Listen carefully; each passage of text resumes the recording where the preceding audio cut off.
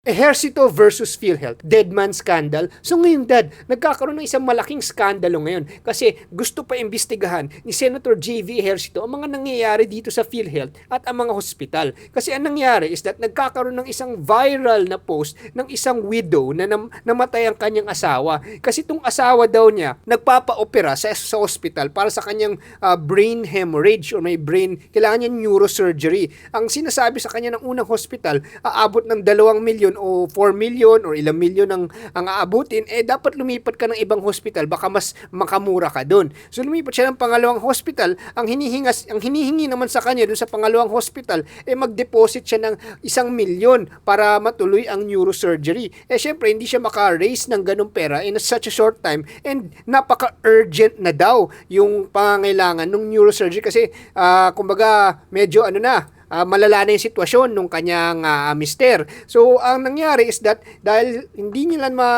na-raise at tumakbo siya sa PhilHealth na hindi naman siya naasikaso, namatay ang kanyang asawa dun sa ospital nang hindi man lang natulungan.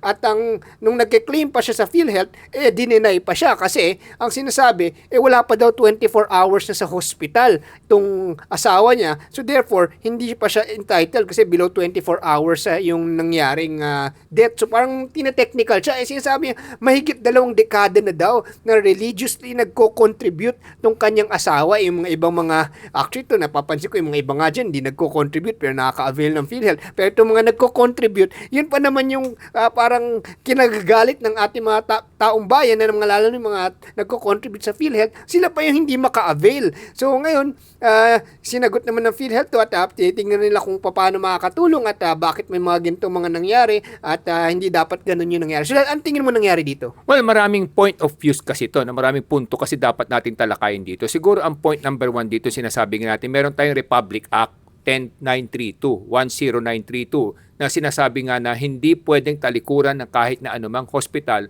ang isang pasyente na nasa emergency situation at nangangailangan ng tulong at atensyon. No? So, meron tayong Republic Act na gano'n. Pero bagamat meron palagi may mga palusot yan, kadalasan sinasabi nila, nung tiningnan nila, hindi naman nila nakitang emergency case pa to. So, yun ang mga palusot na ginagamit kadalasan. Pangalawa, yung sinasabi ng PhilHealth kasi na sinasabi nila na maaring hindi lamang naintindihan ng hospital yung mga proseso kaya hindi nila tinanggap. Pero sa totoo lang, ang PhilHealth kasi, ang universal healthcare kasi natin may problema pa rin. Hindi naman talaga sasagutin lahat, portion lang o partial lang. So yun ang pangalawang point dito. Kaya yung ibang hospital din, syempre, ayaw din tanggapin yung pasyente kung alam nilang hindi naman sila babayaran ng buo o baka minsan hindi pa sila mabayaran kasi napakatagal ng proseso kung hindi nila susundin yung proseso ng PhilHealth. So dito kasi sa ating universal healthcare issue, napakalaki talaga ng problema. Bagamat sinasabi ng PhilHealth na sasagutin namin, tinutulungan namin yung mga mahirap, parang isang kwento to, no, na hindi mo alam kung totoo o hindi. Parang may isang pare, no, isang paring may edad na sa isang kabihasnan na malayo, dinalaw siya ng isang nakababatang pare. So sabi sa kayo ng nakababatang pare, Father, sabi niya, paano mo nasusurvive to? Paano mo natitiis itong pamumuhay rito sa malayong lugar at itong simbahan mo napakalayo, no? So paano mo natitiis? Ang sabi ng matandang pare, madali yan, Father, iho, sabi niya, ang ginagawa ko lamang, rosaryo sa umaga, rosaryo sa tanghali, at rosaryo sa gabi. Parang sa ganun, matiis ko itong kalayong lugar na to. So, habang nagkwekwentuhan sila, umabot na ng pananghalian, so may tinawag siya yung katulong niya. No? Sinabi niya yung sa katulong niya, Rosario, maghanda ka na at kakain na tayo. So, nagulat yung batang pare, nalito tuloy. Sino bang rosaryo sinasabi mo? Rosaryo ba na pagdarasal? O rosaryo ba na itong magandang bighani na kabiga-bighani na katulong mo? So, nalito tuloy yung batang pare. Ito rin yung sinasabi natin. Kaya nalilito ang ating mga kababayan, ang sinasabi ng ating pamahalaan, ng ating PhilHealth, na zero balance. Pag pumunta kayo sa hospital, hindi na kayo magbabayad, wala kayong problema, sasagutin ng pamahalaan ang inyong mga gastusin pagdating sa gamutan at pagdating sa pagpapahospital. Pero pagdating sa implementasyon, yan ang problema. Katulad yan, sinasabi natin, pinaglalaban nating lahat na maibalik yung pondo ng PhilHealth na naibalik naman.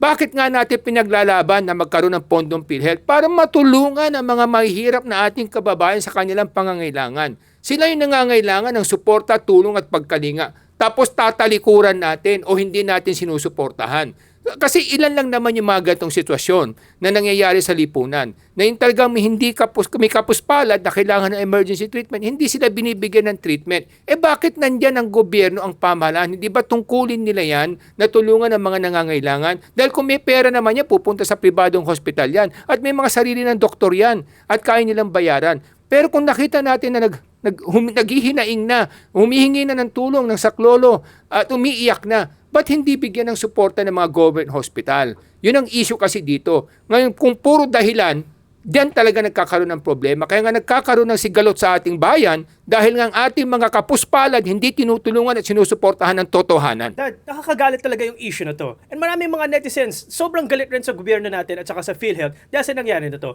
For example, ang sinabi nga ng asawa niya, for 25 years, religious na nagbabayad ang kanyang asawa. Ngunit, nung kailangan na niya ang kanyang PhilHealth, doon siya dinenay. And in fact, ang announcement pa nga ng PhilHealth, hanggang 200,000 lang daw ang magiging coverage if ever, way below the amount na kailangan niya para sa kanyang brain surgery. And now, namatay siya sa loob mismo ng hospital. Yun yung irony eh. Hindi siya nasa loob ng ICU, hindi siya sa loob ng operating room, parang nasa waiting room lang siya at namatay siya doon. At alam ko kung bakit maraming nagagalit ng mga netizen at mga kababayan natin. Kasi maraming mga kababayan sa atin, nakita nila ang kanilang sarili sa sitwasyon na to. Marami sa ating mga kababayan, religious sila sa pagbayad ng taxes, sa pagbayad ng mga PhilHealth contributions.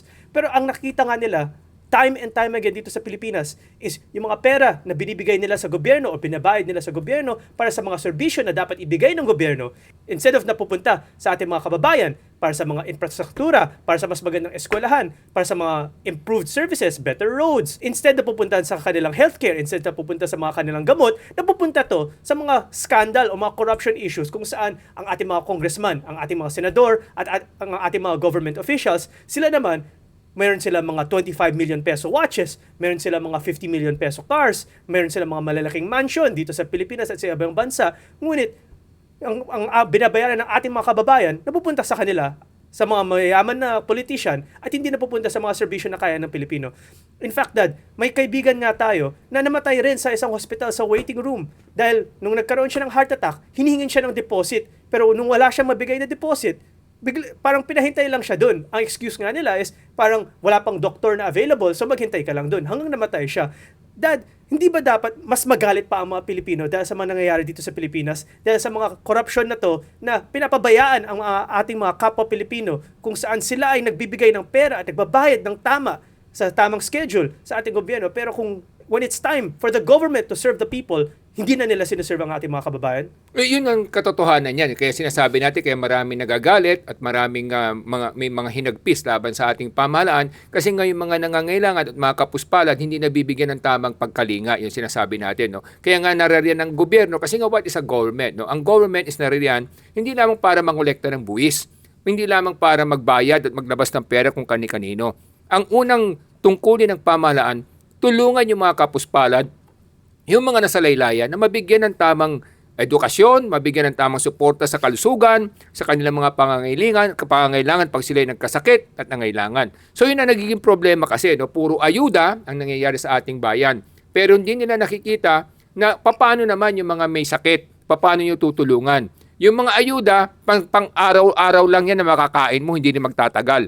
Yung mga nagkakasakit, ilan lang din naman. So in fairness, bakit hindi naman tulungan yung mga nangangailangan na mahihirap na lalo na sa hospital at emergency? Kasi kung may pera yan, pupunta na yan sa private hospital. Ngayon kung pag tumakbo na sa government hospital yan, kahit na government hospital na lamang sana, dapat suportahan na, gamutin na kaagad, operahan na kung kailangan at doon na lang magkwenta ang gobyerno, ang government hospital sa PhilHealth. Sila na lamang ang mag-usap. Kung kailangan pa ng additional support, doon na lamang siguro sila mag-uusap. Kaya nga sinasabi natin, merong imbalance sa ating pamahalaan.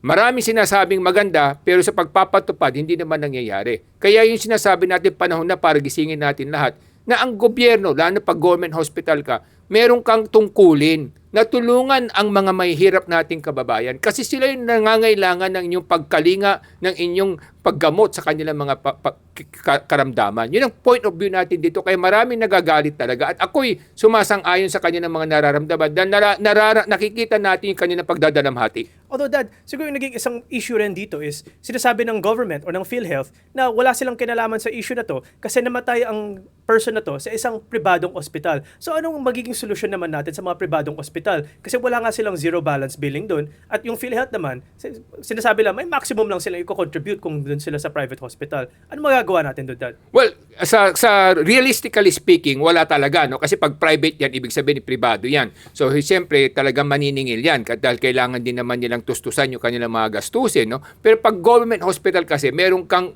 obligasyon, meron kang responsibilidad, pananagutan sa mga kababayan nating mahihirap. Kaya siguro, yun lamang ang dapat nating pihitin, no, sa ating mga kababayan na kung meron kayong karamdaman, dapat pumunta kayo sa mga government hospital. Number 1. Number 2, ang gobyerno naman, pag nasa government hospital, dapat tulungan nyo na. Kung walang pera, wala tayong magagawa, tulungan natin. Kaya nga may budget ang PhilHealth, kaya maraming buwis na binabayaran, kaliwat kanan. Dahil ilan lang naman talaga yung nangangailangan ng emergency na pagkalinga. Kadalasan naman yung mga normal sickness lang yan. Kung kwentahin mo sa percentage, iilan lang sila. Saka hindi naman lahat tatakbo sa'yo. So, trabaho na ng pamahalaan at sila'y sagipin para sa ganun hindi naman sila mapariwara at mapasalaulang kanilang kabuhayan, ang kanilang kinabukasan. Kaya mga kababayan, kailangan maging edukado tayo kasi marami mga kababayan natin na mangmang ang hindi naintindihan kung ano-ano mga patakaran ang mga pinapasok ng ating mga policy makers sa iba't ibang mga ahensya ng gobyerno. Hindi tulad sa France, sa Amerika, sa Japan, sa New Zealand. Pagka may maling patakaran pa lang, kine-question nila, nilalabanan nila bakit nyo dinadagdagan ng additional layer ng pagpapahirap, parang additional red tape, parang tinetechnical kasi parang nangyari dito sa PhilHealth, ang nakikita natin mga netizens ay tinetechnical yung yung PhilHealth member kasi kesyo below 24 hours, kesyo ganito. Syempre lahat ng mga rules na yan ginawa ng mga nasa taas pero hindi naman napansin ang ating mga kawain kasi hindi nga sila masyadong edukado para questionin ang mga nangyayari. Kaya dapat maging mas edukado ang taong bayan natin kasi pag mataas ang edukasyon, maka-question nila ang mga maling pamamalakad dito sa ating bansa. Para sa edukasyon, ako si Morgan Sain, yung coach ng bayan. Mga kababayan, ang layunin ng Ilocano Defenders Party List ay itaas ang antas ng edukasyon para sa bawat Pilipino para gumanda ang ating kinabukasan at gumanda ang mga hanap buhay ng bawat Pilipino. Ako po ay si Solomon Sayo, inyong kuya ng bayan. Ang amin pong pinaglalaban sa Ilocano Defenders Party List ay isang bayan na inuuna ang kapakanan ng ating mga mamamayan. Isang bayan na pinangangalagaan ang kinabukasan ng ating mga kabataan. Isang bayan na ang isinusulong ay ang katiwasayan ng kabuhayan ng ating mga kababayan. Ako po si Michael Sain, yung dad ng bayan.